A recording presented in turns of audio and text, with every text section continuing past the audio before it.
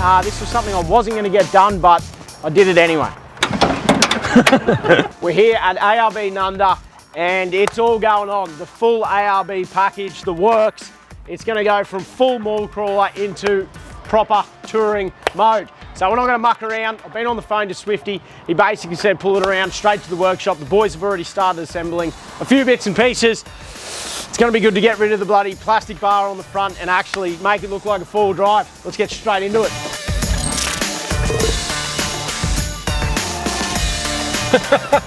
Let's share that again.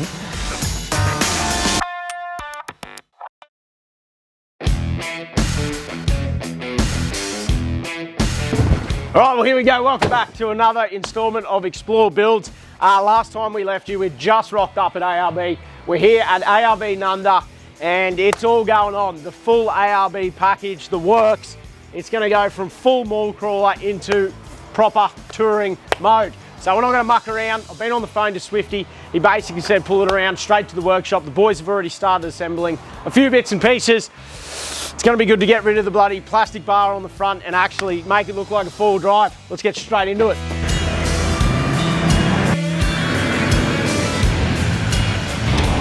Swifty! Hey, how are you, folks? What's going on? Good to see you. Mate, finally going to turn the maul crawler into a bit of a tourer. Yeah, new rig, so we've got a whole pile of gear here for you, and we've got a hoist with your name on it. So happy days. We've got Steve-O over here just fitting up your winch, getting ready to go in the bar. Yeah, how good's this new bar? Run me through this real quick. So yeah, a couple of months ago, we basically released this new finish, matte black. So that's on top of the satin and obviously a colour code. Yep. And yeah, what do you reckon? I'm actually stoked. I didn't know I was getting the matte black. There was talk of it. I didn't know whether it was out in time. I reckon it looks shit hot. Yeah, it's going to look unreal. Swifty just got one put on his 79 and we've just had a look at that. It's badass. Hell yeah. With the matte black side steps and rails as well. Now I'm going to do something a little bit different on the side steps. We'll have a look at that in a minute. But I'm pumped. Nice. Legend. Let's get involved. So Steve's fitting everything up for me. And you're going to go hide in the aircon, is that right? I think so. That's pretty good. All right, legend. I'll catch up with you when it's done. Thanks, bud. All right, well, I'll just do a quick walk around now while Steve's finishing up the winch and bits and pieces. I'll show you through some of the gear that we got going on. It's getting real. So just with these top treads here, obviously they do come in a bit of a light silver just to keep that black and Toyota silver theme. I'm going to get these powder coated black. It should just tie in just that little bit nicer. But that's it. So they'll go off to the powder coater now. Let's go have a look at the rest of the gear.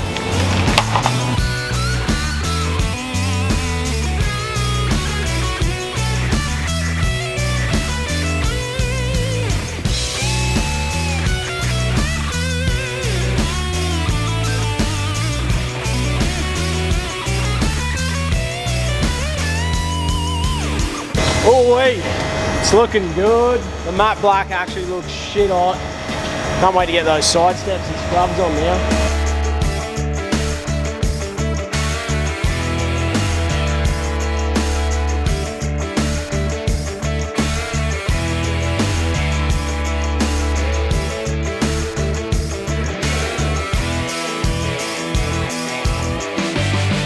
Well done, Steve. Shit hot.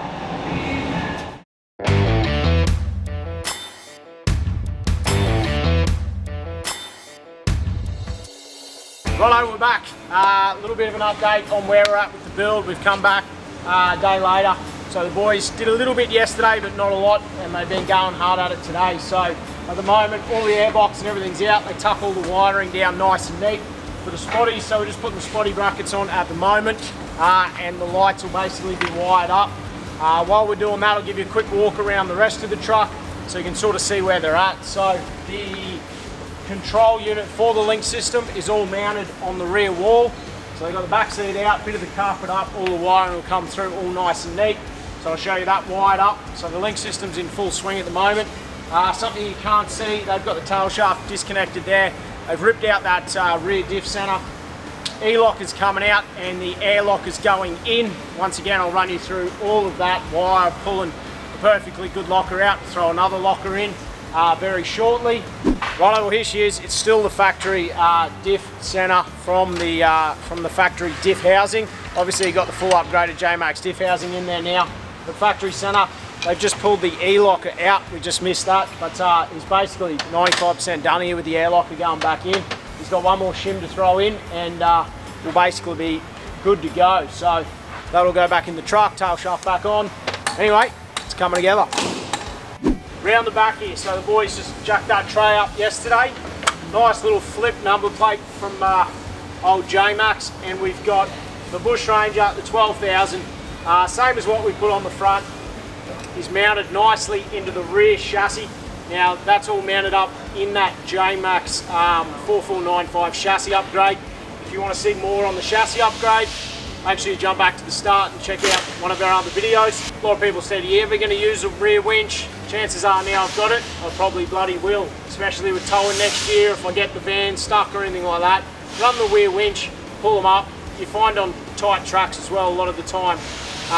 We've been on tracks, instead of running a snatch strap or having to give it heaps, a little bit of rear winch. Like I said, once you've got it, I think it'll come in extremely handy. We'll find out next year when we're travelling around, but they're going all right, they're getting there.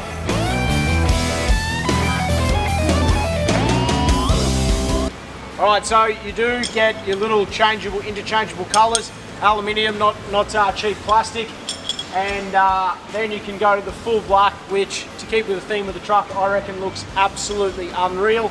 Another thing I like, my old intensities are a full circle. These are cut off at the bottom. I just think they look just that little bit cleaner.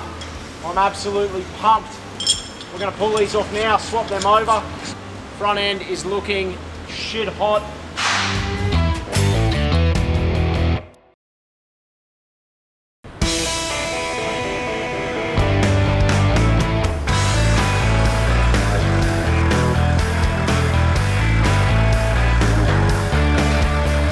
All right, well, there we go. I've just driven it straight out of the shed. Have a go at it. It finally looks like an off-road tourer instead of a bloody shopping trolley. I'm absolutely stoked with the black. I'm very, very glad I went the black and didn't end up going the colour coding. The colour coding looks clean, but I think this just has that little bit something different, a little bit tougher. Come have a look. I'll walk you around now and just give you a quick look of everything we've done. Of course, up front. Now, look, people are going to say, why'd you go the ARB bar? It's personal preference, just like anything on your own truck. I've run the ARB on the last four vehicles I've owned, D22, the Patrol, the 76, my other Patrol. So it's a bar that I can rely on, a product that I have never had a fault with.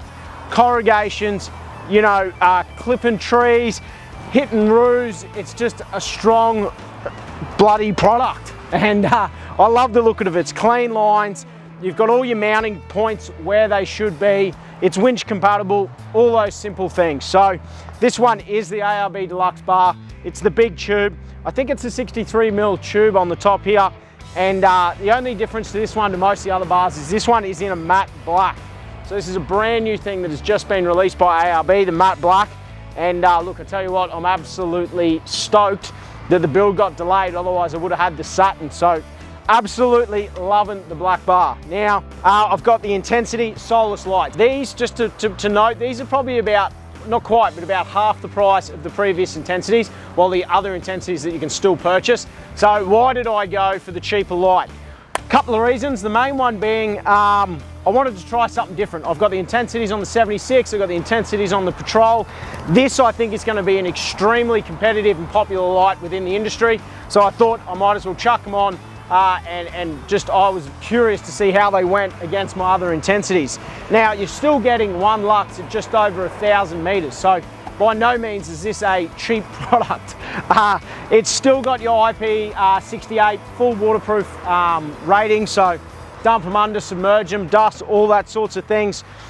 With any ARB light, just good bracketry, so you don't end up having them falling off halfway along a dirt road, which is super important. You've got your locking Allen keys and bits and pieces on there as well, so they're a bit of anti-theft, they don't get pinched as easy. One thing that I absolutely did love about this light, and I'll be honest, it did sway me, was interchangeable colours on the side of them. So I can go the full black, which is just something I wanted to tie into the whole theme of the truck. So absolutely stoked with the look of them. We'll have to get out there and test them, but if they're anything like the other Intensities, at that price point, these things are going to be absolutely everywhere in the future. Now, one thing that I didn't mention before, before we get onto the winch, is I did upgrade to the LED fog lights, which just look a little bit cleaner at night. You'll get that beautiful LED color. All right, now onto the winch. So it is the Bush Ranger 12,000 pound Revo. Now look, previously on other trucks, I've never had something quite as big as a 12,000. I've had 9.5s and I've had 10s. Everyone's gonna go, why did you go the Bush Ranger winch? So a couple of real quick reasons. I do have a couple of mates out there running them. One's big 200 tow in a van. He said it was an absolute beast. So I sort of took his word. But the main reason I did it, to be dead honest with all you guys at home, let this weapon of a car go past. Jesus.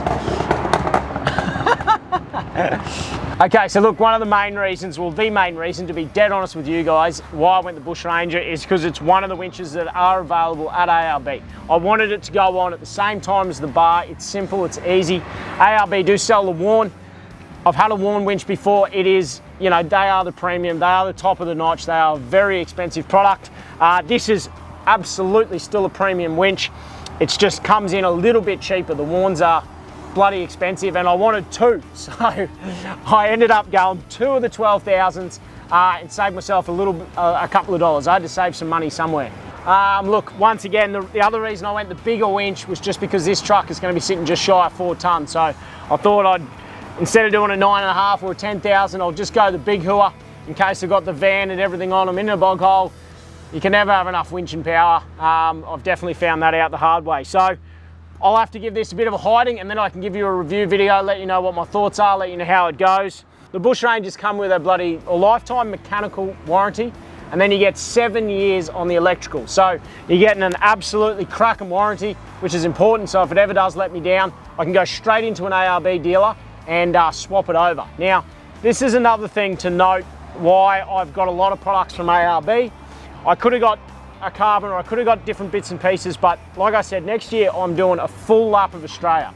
There is an ARB store just about everywhere in Australia, or within a couple of hours drive. So there's one in nearly every major town. So I just thought I'd point that out. Another reason that I do run all the ARB products, and look, I also run all the Red Arc gear, the Safari gear. They basically are all stocked at ARB. So it does make it extremely good for if you have any dramas on the road, you can go into your local ARB store and get shit sorted. Okay, so as we work our way around, of course, we've gone the scrub rails into the side steps. Now, once again, matte black, which is the finish that you can get these in. The only thing that I've done slightly different was instead of having the silver top running boards like you would have seen earlier, we got them powder coated black. They've come up absolutely awesome. In my opinion, it's keeping that black theme running all the way through, so I'm stoked with them. Why do I run scrub rails? Some people don't like them. Yeah, scrub rails, when you see how many scratches you get down the sides of these, it's the rail taking all the hit instead of the car. If you accidentally lay it slightly over, you've got all that protection running all the way down. Flares are expensive as hell if you start breaking them. Then you're doing your guards. It's just that extra layer of protection. And look, personally, I think it just finishes the front of the car off. I absolutely love them. I loved them on the 76. I leant against trees. I bloody clipped trees. I wouldn't have a car without them. That's my personal opinion. Now, when you come into your side steps here, these ones are all mounted up correctly. And trust me, these things can take a hit. You can sit the whole car on the side of them. And the main reason is you're protecting all your sills. It's pretty simple, but some people still go out in the bush, do some pretty hairy full driving with no side steps on. And of course you dent your sills and then, well, you know, good luck to you.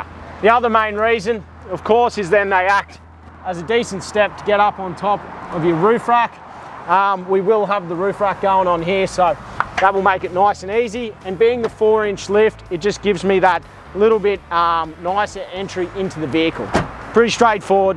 Side step, scrub rails, go and get some, whatever they are, just chuck them on. Protect your sills.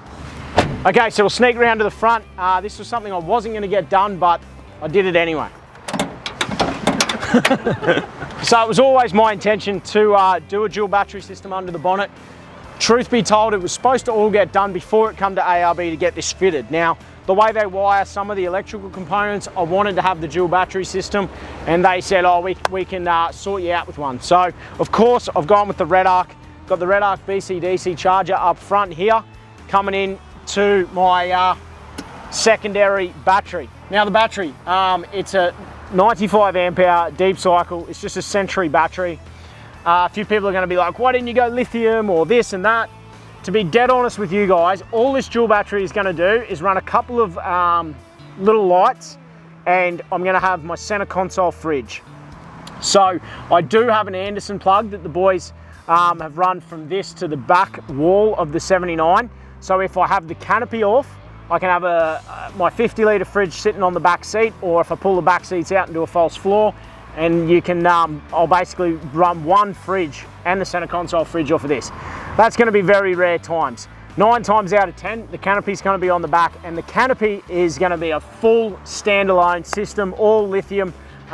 It's going to be an absolute beast. So this dual battery system here is doing very little. 95 amp hours is going to be absolutely plenty for what we're trying to accomplish. I get asked a lot, what dual battery system should I put in my car? Now, you can get super carried away these days, which I'm gonna do in the canopy, but all your lithium, your Manager 30s, your TVMS, all your Sign Marine, all these different bits and pieces and things you can do.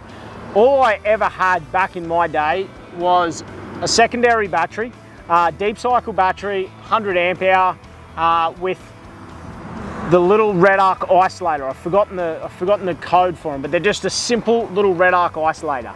Now, with the new BC-DCs and the way some of the newer cars work and the alternators, for anyone who just wants a simple, good dual battery system, get yourself a 100 amp hour deep cycle battery and one of Redarc's BC-DC systems. That is the cheapest, simplest, best solution. If you just want to run one fridge and you're just a weekend warrior, or you're running up the beach every now and again, you don't have to get too complicated. Now, the system we're doing in the canopy, I'm going to be living out of this thing. So I need to have power at all times to run multiple fridges, to be running induction cookers, inverters, all sorts of things. And that's where you really need to step it up for the next level. But I just thought I'd throw that in there because I do get asked very frequently, like, I'm confused, there's too many bloody options when it comes to dual battery. BC-DC from Redarc, 100 amp hour, whatever fits in your battery cradle, that is your simple solution. Under the bonnet, nothing too complicated with wires in tray or anything like that. Run a couple of little outlets, job done. Anyway, while we're looking at wiring, we'll go inside here and we've got the new link system all mounted up. I love this thing, I honestly do. So let's go have a look. Okay guys, so here we go, the link system. You would have heard me talk about this a little bit in the last 76. So it mounts up all nice and beautiful in the corner there. You've got a nice pivoting bracket so you can sort of get that angle you want. Now, what is the link system? Basically, it is just an Android phone that has all their built-in applications onto it. So you can still link this up to Wi-Fi and go on the internet and do all those sorts of things. It is an Android phone. But predominantly what this is a standalone switch panel. So instead of me having 50,000 different switches all over the dash, I can control everything from this one little control center. It's as simple as flicking through. So I'll flick you through and show you a couple of little different bits and pieces on here, and I'll tell you the main reasons that I love the link system. So, speed. You can double tap on here, it makes it absolutely massive. So that sits there, and look, when you drive a big V8 and it's got a lot of power, sometimes you can lose a few points on your license. So I run this, so I make sure I'm not speeding. It's got the speed in my face, nice and big. I'll be dead honest, I run that all the time. I barely ever look at my speedo, and if I wasn't to have a link system now, I wouldn't know where to look. So speedo, you know, it's a bit of a dicky reason to have this, but I absolutely love it. You get your altitude and your heading. When you're off-road, you get your incline meter. So when it's all set to the vehicle, so when the vehicle starts getting on the piss a little bit too hard, you can actually set an alarm. So when it gets to a certain degrees, and you know that's going to be pushing it, you can get it to flash up. So you get your pitch and your roll, so you get both ways. Bit of fun as well when you're going up some of those massive hills. You know, I just drove up a bloody 26 degree, 30 degree hill, whatever it might be. As we scroll through, you get your clock. Now, I lashed out in this one. I got the GXL, the new one. I actually have a clock in the Land Cruiser. I didn't have one in the last 76. It was a running joke with my mates for years. So that will come in handy. Now, you basically can monitor all your batteries. So I will run a cable that'll go to the back of the canopy as well, and I'll know how much battery voltage is in that battery pack. And then I've got my auxiliary battery and my main battery under the bonnet all wired up here. You always want to know what your voltage is doing. So rather than having, see, this doesn't just take away switching, it takes away a lot of gauges and dials as well. Now over here, you've got about 6 different ports for your accessories. At the moment, all I've got wired up is my Solus lights. When I get the light bar on the roof, that'll go on here. If I decide to put side lights on, I can put all my different accessories on here. Now, the one thing that's missing from here at the moment is the compressor setting. Now, the air compressor, I haven't mounted up because I've just decided to be a dickhead and change trays. I'm not going to do I'm not going to wire up all the compressor system because it will go in the side toolbox of the new canopy, of the new tray, I should say. So when it goes in the new tray, it'll all get wired up and you'll come to here. Now, you would have seen in some of my previous videos, once the air compressor's all wired up, this thing is basically my favorite part of the Lynx system, if I'm being dead honest. So you got your air hose. I'm going to have a couple of different outlets. Simply plug your air hose in. You can set your pressures on here. So I can set 38, 40 PSI, run around, connect my air hose, let it go. It pumps itself up just like at the service station is the best way to describe it. And I use that all the bloody time. And it is one of the biggest reasons that I decided to go to the Lynx system again. The other really cool feature is with my airbags in the back. Once the compressor's in, I can have an airbag setting. And now I'm going to be running, next year I'll probably be towing full time. For the rest of this year, I'll have just the canopy on, I'll have canopy off, and I'll also probably have my boat that I'll be towing. You can preset airbag pressures in your airbags inside the coils. So when I'm driving around town, I've got the canopy on, I can have 15, 20 PSI set, whatever it might be. As soon as I take that canopy off without me going and having to manually do it, click here, boom, drop it down to 10 PSI. The bags are perfectly set for just a tray weight. When I go to tow, boom, I'm towing, I put van in, tow my van, 30 PSI, the bags get pumped up automatically. Look, it's bloody handy as, absolutely amazing. The other thing that will go on here is my rear locker.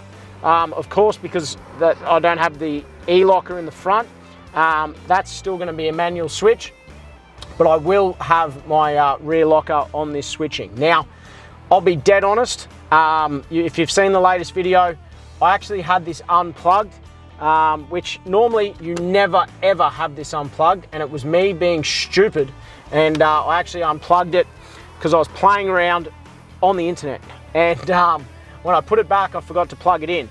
Now, I went into a bog hole, which I didn't think was a bog hole, I thought it was an inch deep. Of course, any hill, before you normally line up a big hill or a big mud hole, you always sort of get set, you know you're ready for your lockers. So I did make that mistake, and there's a few people that are probably going to comment like, having your lockers on here is a silly idea, they should be hard switched.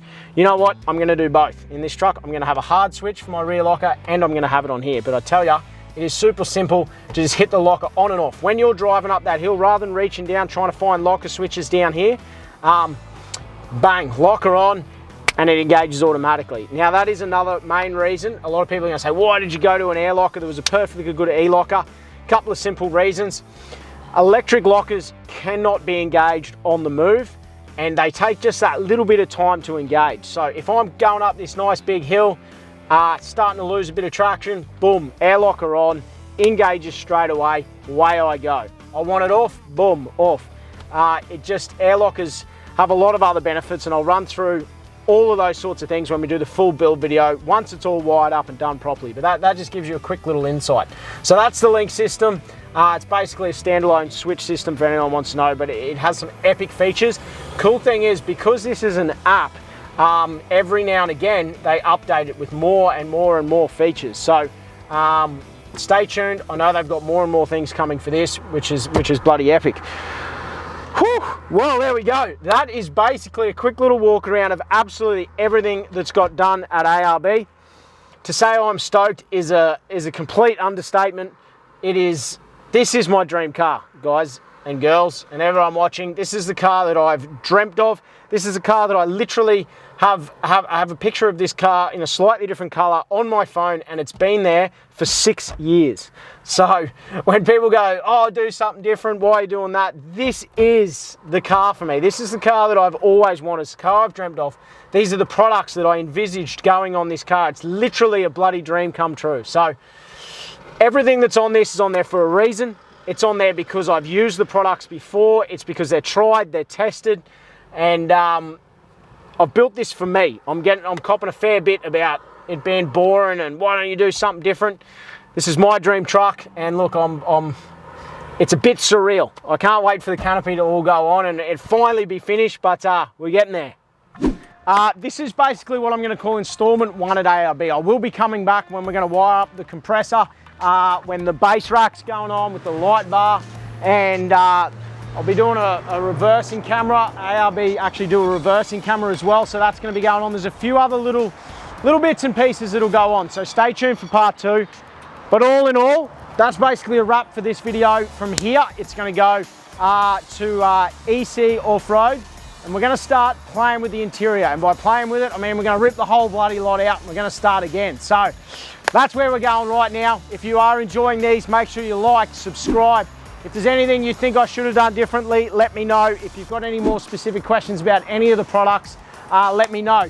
For anyone that's going to sook about pricing, I'm going to do a full wrap-up video at the end of this, and I'm going to list every single feature of this truck, how much it cost, if you guys wanted to replicate it at home. So stay tuned for that. Woo! It's getting there, baby! Woo!